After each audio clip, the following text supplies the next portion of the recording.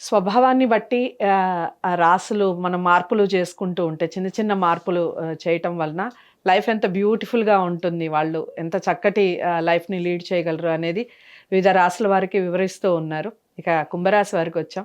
కుంభరాశి వారికి ఏంటండి పాపం అన్ని సమస్యలు, కుటుంబంలో సమస్యలు, ఆర్థికంగా సమస్యలు ఇన్ని ఇన్ని విషయాలు చెప్తూ ఉన్నారు. నిజంగా ఇన్ని సమస్యలు ఉంటాయా ఈ షష్టగ్రహ కూటం వలన? లేదా వాళ్ళేమన్నా చిన్న మార్పులు చేసుకోవడం వల్ల, వాళ్ళ వ్యక్తిత్వంలో చిన్న చిన్న మార్పులు చేసుకోవడం వలన నిజంగా హ్యాపీగా లైఫ్ ఉంటుందంటారా? ఒకవేళ ఈ గ్రహ కూటం వలన, ఈ షష్టగ్రహ కూటం వలన ఈ ప్రమాదాల్లో చిక్కుకునే అవకాశాలుంటే దాన్ని ఓవర్‌కమ్ చేయాలంటే ఎన్ని రోజులు ఈ ప్రెడిక్షన్ తీసుకోవాలి? ఏమిటి దానికి సంబంధించి చెప్పండి? కుంభరాశి వాళ్ళకి ద్వితీయ భావంలో షష్ఠగ్రహ కూటమి. హ్మ్. కుంభము, మీనం హ్మ్. ద్వితీయ భావం. అయితే ద్వితీయ భావము అంటేనే మనము జ్యోతిష్ శాస్త్ర ప్రకారంగా రాశిరీత్యా మనం చూసుకుంటే గోచార ఫలం కాబట్టి వాళ్ళకి ధనస్థానము, హ్మ్. వాక్స్థానము, వ్యవహార స్థానము, హ్మ్. కొంచెం మేనేజ్మెంట్ లాంగ్వేజ్ చెప్పాలంటే ఐక్యూ, హ్మ్. ఎక్కువనా? స్టూడెంట్స్కి అయితే ఐక్యూ లెవెల్స్ గురించి మాట్లాడతారు. హ్మ్. ఈ షష్ఠగ్రహ కూటమి అందులో రాస్యాధిపతి కూడా వాళ్ళకి ధనస్థానంలో భావంలో ఉంటాడు. యాక్చువల్‌గా వాళ్ళు ఏలినాటి శని కూడా నడుస్తుంది గదా! కుంభరాశి వారికి. ఎల్నాటి శని నడుస్తుంది. అయితే వాళ్ళకి కుంభరాశి వాళ్ళకి మీరు అన్నారు కదా, వాళ్ళు అన్ని రకాల సమస్యలు, వాళ్ళకి కుటుంబ ఆర్థిక హ్మ్. అన్ని రకాల సమస్యలు అని చెప్పారు. వాళ్ళకి కుంభరాశి వాళ్ళల్లో వాళ్ళ scientific experiments on their own self. హ్మ్. వాళ్ళ చేసే పనులు, ఆలోచనలు అన్నీ కూడా అది వాళ్ళకే అర్థమవుతాయి ఎక్కువగా. హ్మ్. హ్మ్. అంటే ఒక మేధావి, ఒక పిచ్చోడు ఎవరికి అర్థం కాడని చెప్తారు చూసారండి. హ్మ్. ఒక జీనియస్ పర్సన్ కూడా ఎవరికి అర్థం కాడట. ఒక హ్మ్. పిచ్చోడు కూడా ఎవరికి అర్థం కాడట. హ్మ్. సో 10 మందిలో 6 కుంభరాశి వాళ్ళు ఇట్లా కనిపిస్తారు. కారణం ఏంటంటే వాళ్ళల్లో వాళ్ళే కర్తలాగా ఉంటాడు, వాళ్ళే క్రియలు ఆచరిస్తారు, వాళ్ళే ఆ కర్మఫలాన్ని కూడా వాళ్ళు హ్మ్. ఇంట్రాస్పెక్షన్ చేసుకుంటారు. హ్మ్. ఈ కుంభరాశి వాళ్ళ ఒక ఒక వీక్ పాయింట్ ఏంటంటే వీళ్ళకి జీవితంలో వీళ్ళది ఏదన్నా కోరికలాగానే తీసుకుంటారు దేన్నైనా. హ్మ్. అంటే they consider everything as a desire. హ్మ్. మనం ప్రతి పనిని మనం డిజైర్ లాగా తీసుకోం కదా. ఓకే. సో వీళ్ళు ప్రతి పనిలో కూడా ఆ సూక్ష్మ బుద్ధి, వాళ్ళు అనుకున్నది జరిగిపోవాలి, చేసేయాలి అనే దాంట్లో వీళ్ళకి ఎక్కువగా ఎంతూజియాజం కన్నా ఉంటుంది. ఎంతూజియాజం ఎక్కువ ఉంటుంది. ప్లానింగ్ ప్రొసీజర్ కన్నా హ్మ్. హ్మ్. వీళ్ళకి ఎంతూజియాజం ఎక్కువ ఉంటుంది. కారణం ఏంటి అంటే వీళ్ళకు ఉన్నటువంటి యాంగ్జైటీ ఇష్యూస్ ఒకటి, ఈ ఎంతూజియాజం అని చెప్పారు చూడండి, ఈ ఎక్సైట్మెంట్, ఎంతూజియాజం ఉంటుంది ఎక్కువ, బాడీ మైండ్ కోఆర్డినేషన్ రిలేటెడ్. హ్మ్. ఈ లక్షణాల వల్ల వీళ్ళు దేన్నైనా ఫస్ట్ మనం పని స్టార్ట్ చేసేద్దాం అని కొంచెం ఇన్ఫర్మేషన్ తీసుకొని దాన్ని అల్లుకుంటూ వెళ్ళిపోయేటువంటి స్వభావం ఉంటుంది. హ్మ్. ఈ ప్రాసెస్లో వీళ్ళు జర్నీ స్టార్టింగ్ చేసేటప్పుడు వీళ్ళు ఒక్కళ్ళుగా స్టార్ట్ చేస్తారు మేడం. వీళ్ళు ఎందుకంటే ఒక ఒక లైన్ రాసి ఉంటుంది వీళ్ళ గురించి హ్మ్. జ్యోతిష్ శాస్త్రంలో, ఏంటంటే దే ఆర్ డిస్పాషనేట్ పీపుల్ అని రాసి ఉంటుంది. హ్మ్. డిస్పాషనేట్ అంటే వీళ్ళు ప్యాషన్ అంటే మనం అందరితో కలిసిపోయే ఒక passion, social relation, personal relation ఉంటుంది. వీళ్ళు ఎప్పుడు వాటి నుంచి వైరాగ్యంతోని బయటకు వచ్చేస్తారు, ఎప్పుడు కలుస్తారు అన్నది మాత్రం అసలు తెలియదు. వీళ్ళు నీళ్ళల్లో ఉండి నీళ్ళు అంటుకోకుండా ఉంటే ఎలా ఉంటుంది మనం? హ్మ్. అన్ని రిలేషన్స్‌లో ఉంటారు, అందరితో ఉంటారు, కానీ అందరితో కలిసినట్టు ఉండరు. అంటే ఒక వైరాగ్య ధోరణి లేదా ఒక డిస్కనెక్టివిటీ అన్నది వీళ్ళ బిహేవియర్‌లో, వీళ్ళ థింకింగ్‌లో మీకు రెగ్యులర్‌గా కనిపిస్తది. ఓకే. సో కాబట్టి వీళ్ళు చిన్నప్పటి నుంచి కూడా వీళ్ళు ఎంత discipline, sensitive and hyper active ఉంటారో, ఎట్ ద సేమ్ టైమ్ వీళ్ళు చేసే పనులు, వీళ్ళ ప్లాన్స్, ప్రొసీజర్స్ గాని వీళ్ళు జనరల్‌గా ఎవరితో షేర్ చేయరు. హ్మ్. They work individually. వాళ్ళలో వాళ్ళు ఆలోచించుకొని, ప్రణాళిక వేసుకొని, ఒక నిర్ణయానికొచ్చిన తర్వాత ఇగ వాళ్ళు ఆ పని ఎవరి కోసం ఆపరు వాళ్ళు.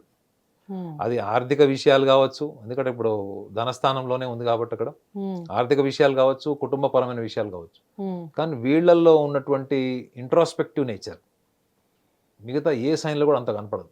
హ్మ్. అంటే వీళ్ళు ఒకవేళ లైఫ్‌లో ఏదన్నా మనం తొందరపాటుతనం, వీళ్ళు అన్ని తొందరపాటుతనంతోనే నేర్చుకుంటారు మేడం వీళ్ళు. హ్మ్. పైకి చూడ్డానికి చెప్పా గదా, ఒక డిస్పాషనేట్ పర్సనాలిటీలా కనిపిస్తారు గానీ, హ్మ్. లోపల విపరీతమైన భావోద్వేగాలుంటాయి. హ్మ్. బయటకి వ్యక్తపరచరది. హ్మ్. ఎక్స్‌ప్రెస్ చేయరసలు వాళ్ళు. ఓకే. వాళ్ళని మీరు మెడగోసినా గానీ మీకు ఆ విషయాలు తెలియడం చాలా కష్టం వీళ్ళకి. హ్మ్. అంత డీప్ ఇంట్రోవర్ట్స్ వాళ్ళు. ఎంతో పరిచయం ఉండి జీవిత భాగస్వామితోని గూడా వీళ్ళు పూర్తిగా సరెండర్ అయిపోయి, వాళ్ళే పూర్తిగా అన్ని విషయాలు షేర్ సర్వస్వమైనటువంటి చేసుకోరు. ఓపెన్‌నెస్ అనేది మీరు కుంభరాశి నుంచి ఎక్స్‌పెక్ట్ జేయలేరు. ఓకే. సో వీళ్ళ డెసిషన్ మేకింగ్ ఎట్లా ఉంటది అంటే మాత్రం వీళ్ళు చాలా సందర్భాల్లో వీళ్ళ డెసిషన్స్ అన్నీ గూడా ప్రణాళికని ప్లానింగ్‌ని బేస్ చేసుకొని ఉండవు. ఎక్కువగా వాళ్ళ చెప్పచ్చు desire, passion to become rich, to become successful, ఇవి ఉంటాయి చూడండి back of the mind. They are more psychological, rational కాదు. They are more psychological. Rational అంటే ఏంటంటే మీరు you have to consider so many factors, so many things you have to accept, so many things you have to deny certain times. But వీళ్ళు ఏంటంటే వీళ్ళు ముందుగానే ఏర్పరచుకున్నటువంటి భావాలు, ఊహలు, ఒక డ్రామాటిక్ ఒక డ్రామాని ఒక డైరెక్టర్ ఎట్లయితే విజువల్గా చూపిస్తాడో వీళ్ళు అదే అనుకుంటారు అనమాట. నేను ఇలా ఊహించాను, ఇలా జరుగుతుంది అనేటువంటి ఒక ఆలోచనతోని ఇలాగే జరగాలి. ఆ టైంలో వాళ్ళు ఎంత మొండిగా అయిపోతారంటే, అదే వాళ్ళలో ప్రపంచానికి నచ్చని లక్షణం ఏంటంటే, ఒక్కసారి వాళ్ళు ఆ నిర్ణయం తీసుకొని ఆ ప్లాట్ఫామ్ మీదకి వచ్చారనుకోండి, దూరదృష్టే ఉండదు అసలు. అసలు దూరదృష్టి ఉండదు. మకర రాశి వాళ్ళకు ఉన్న దూరదృష్టిలో వీళ్ళకి సగం కూడా ఉండదు. వీళ్ళకి ఎంతసేసం అనమాట, ఏదో చేసేయాలి, అయిపోవాలి.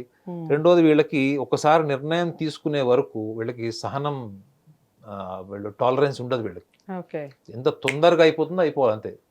అదే వీళ్ళు యుద్ధాల్లో ఉన్నారనుకోండి, ఫస్ట్ మిజైల్ రెడీగా ఉంటుంది వీళ్ళ చేతిలోంచి వెళ్ళిపోవడానికి. వీళ్ళు ఓపిక ఉండదు, సహనం ఉండదు, అంతా అయిపోవాలి అంతే. ఎట్లా ఏదన్నా చేసి సోషల్ నార్మ్స్ బ్రేక్ చేసైనా, కండిషన్స్ బ్రేక్ చేసైనా మనం అనుకున్నది సాధించాలి అన్నదే మీకు వీళ్ళ జీవితంలో కనిపిస్తుంది మేడం.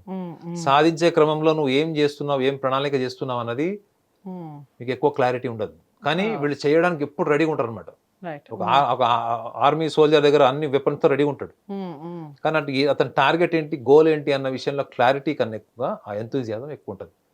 ఈ ఎంతూజియాజం వల్ల వీళ్ళు కొంత డబ్బులు చాలా మటుకు వీళ్ళు పార్ట్నర్స్ తోని డివైడ్ అయిపోవడం. కారణం ఏంటంటే అంత లోతుగా దేన్ని పరిశీలించకపోవడం, కొంచెం సూపర్ఫిషియల్ గా ఉండడం. అంటే ఫైనాన్షియల్ మ్యాటర్స్ లో నాకు తెలిసి కుంభరాశి వాళ్ళు ఫైనాన్షియల్ మ్యాటర్స్ లో అంత దిట్ట కాదు. తులారాశి లాగా, ధనురాశి లాగా, కన్యారాశి లాగా వీళ్ళంతా ఎక్స్పర్ట్స్ కాదు వీళ్ళు. బట్ ఏంటంటే వీళ్ళు చాలా ఎనర్జీతోని, చాలా ఎంతూజియాజంతోని ఒక పర్ఫెక్షన్, క్వాలిటీ ఇన్ బిజినెస్ అన్నది వీళ్ళు బాగా మెయింటైన్ చేస్తారు. వీళ్ళు ఈ లక్షణాలు వీళ్ళలో అవుట్ స్టాండింగ్ ఉంటాయి. కాబట్టి చాలా మంది వీళ్ళు వర్క్ చేసేటప్పుడు మీకు ఒక హానెస్టీ కనిపిస్తుంది. సో చాలా మంది బిజినెస్ ఇన్వెస్టర్స్ కూడా, పార్ట్నర్స్ కూడా వీళ్ళతోని మర్జ్ చేయాలంటే, వీళ్ళ కలవడానికి ఇష్టపడడానికి వీళ్ళ వ్యక్తిత్వమే కారణం ఉంటుంది. రైట్. సో ఎలాంటి విషయాల్లో మార్పులు చేసుకోవడం వల్ల వాళ్ళ లైఫ్ బ్యూటిఫుల్గా ఉంటుంది? ఇప్పుడు అందరూ చెప్తున్నట్టుగా వీళ్ళకి నిజంగానే ఇలాంటి ప్రాబ్లమ్స్ వచ్చే అవకాశం ఉందా? కుటుంబ నేపథ్యంలో కానివ్వండి, ఇటు ధన ప్రకారంగా కానివ్వండి, ఫైనాన్షియల్గా చాలా స్ట్రగుల్స్ ఉంటాయి అన్నట్టుగా చెప్తున్నారు. నిజంగా అలాంటి ప్రాబ్లమ్స్ వస్తాయా? వాళ్ళు ఎలాంటి విషయాల్లో మార్పులు చేసుకోవాలి? అండ్ వాళ్ళకి ఏ రంగం బాగా కలిసి వస్తుంది? మరి ఇంత ఇంట్రోవర్ట్స్ కాబట్టి ఏ రంగం బాగా కలిసి వస్తుంది? ఇప్పుడు 3 రోజులైతే పంచగ్రహ కూటమి అవుతుంది, షష్టగ్రహ కూటమి. సో కాబట్టి దీని ప్రభావాన్ని వాళ్ళు మనసులో పెట్టుకోవడమే అసలు ఫస్ట్ వాళ్ళు చేయకూడని పని. ఫస్ట్ వాళ్ళు ఏం చేయకూడదు అన్నారు కాబట్టి మార్చుకోవాల్సింది కూడా చెప్తున్నాను. వాళ్ళు ఫస్ట్ దీన్ని పరిగణలోకి తీసుకోవాల్సిన అవసరం లేదు. బట్ ఇన్ జనరల్ నేను చెప్పేది వాళ్ళకి ఎటర్నల్ ఫ్యాక్ట్, అంటే జీవితకాలం పనికి వచ్చేది. అది 15 సంవత్సరాల పిల్లవాడైనా, అమ్మాయి అయినా, అబ్బాయి అయినా, 70 సంవత్సరాల వృద్ధుడైనా ఈ లక్షణాలు పనిచేస్తాయి. సో కుంభరాశి వాళ్ళల్లో చాలా భయంకరంగా చెప్పేటువంటి ఒక నెగిటివ్ క్వాలిటీ ఏదంటే, వాళ్ళు ఎవరికి అర్థం కానటువంటి భావజాలంతో ఉంటారు. వాళ్ళకు తోచిందే చేస్తారు. వాళ్ళ నిర్ణయాల్లో చాలా మొండిగా ఉంటారు. అసలు ఫ్లెక్సిబిలిటీ ఉండదు వాళ్ళకి. వాళ్ళు ఏం చేస్తున్నారు, ఏం చెప్తున్నారు ఒకదానికి ఒకటి సంబంధం ఉండదు. వాళ్ళకి నచ్చిందంతా చేసుకుంటూ పోతారు. ఒక 100 కోట్ల ఆస్తి జూదంలో కోల్పోయిన వాళ్ళు కూడా ఈ కుంభరాశిలో వాళ్ళు ఉన్నారు. ఫిలిం ఇండస్ట్రీలో అయితే అసలు సర్వం కోల్పోయిన వాళ్ళు ఉన్నారు. సో వీళ్ళకి కొంచెం వ్యసనాలు కూడా ఉంటాయి మేడం. ఈ కుంభరాశిలో పుట్టిన వాళ్ళకి నేను చెప్పాను చూడండి, వీళ్ళకి ఒక డిజైర్ ఉంటుంది. వీళ్ళ జీవితంలో ఒక డిజైర్ కాన్షియస్ అంటారు వీళ్ళు. ఈ డిజైర్ అచీవ్ చేసే ప్రాసెస్లో వీళ్ళు చాలా మంది ఈ కుంభరాశిలో వాళ్ళు కొన్ని వ్యసనాలకు కూడా వీళ్ళు ఎడిక్ట్ అయిపోతారు. అందుకే ఈ లక్షణాలన్నీ మీకు ఎప్పుడు తెలుస్తాయంటే, కొంచెం వీళ్ళు ఏజ్ వచ్చిన తర్వాత, ముఖ్యంగా ఈ బిట్వీన్ 40 to 50 మధ్యలో ఇట్లాంటి ఎక్స్పెరిమెంట్ చేసే ఛాన్స్ ఉంటుంది. సో వీళ్ళకి పర్సనాలిటీ వైజ్ కూడా ఒక సజెషన్ ఏంటంటే, వీళ్ళకి మూడ్ స్వింగ్స్ ఉంటాయి. వీళ్ళకి కుంభరాశి వాళ్ళకి, మకర రాశి వాళ్ళకి, ప్లస్ ఈ కర్కాటక రాశి వాళ్ళకి మూడ్ స్వింగ్స్ ఉంటాయి. ఈ మూడ్ స్వింగ్స్ వల్ల ఏంటంటే, వీళ్ళు ఒకసారి స్ట్రాంగ్ మూడ్లో ఉన్నప్పుడు తీసుకునే నిర్ణయము, అదే ఒక వీక్ మూడ్లో ఉన్నప్పుడు ఆ నిర్ణయం మీద మళ్ళీ వీళ్ళు మార్పులు చేర్పులు చేసుకుంటారు. సో వీళ్ళు మూడ్ బాగోలేనప్పుడు లేదా మూడ్ బాగున్నప్పుడు వీళ్ళ యొక్క మానసిక పరిస్థితి కూడా వీళ్ళ బిజినెస్లో ఉంటే వీళ్ళ బిజినెస్ పార్ట్నర్స్కి అడ్వాంటేజ్ కూడా అవుతుంది. వీళ్ళని మోసం చేయడానికి, లేకపోతే వీళ్ళని మిస్గైడ్ చేయడానికి కల్పించిన వాళ్ళు అవుతారు. ఇంకొక పాయింట్ వీళ్ళు మెరుగుపరచుకోవాల్సింది ఏంటంటే, they must learn to be very transparent. వాళ్ళలో ఎంత హానెస్టీ ఉంటుందో అంత ఎక్స్ట్రావర్ట్ నేచర్ మీకు కనపడదు. అది అవసరం లేదు అది అనుకుంటారు. కానీ వాళ్ళు చాలా సందర్భాల్లో ఆ ఇంట్రోవర్ట్ నేచర్ వల్ల, ఆ ల్యాక్ ఆఫ్ ఎక్స్‌ప్రెషన్ వల్ల చాలా సఫర్ అయితారు వాళ్ళు. దానివల్ల ఏమైతుందంటే మీరు ఎప్పుడైతే లోపల భావాన్ని వ్యక్తపరచరో, అణుచుకుంటారో the tendency leads to mood swings as well as depression. హై ఓకే. పాసిబిలిటీస్.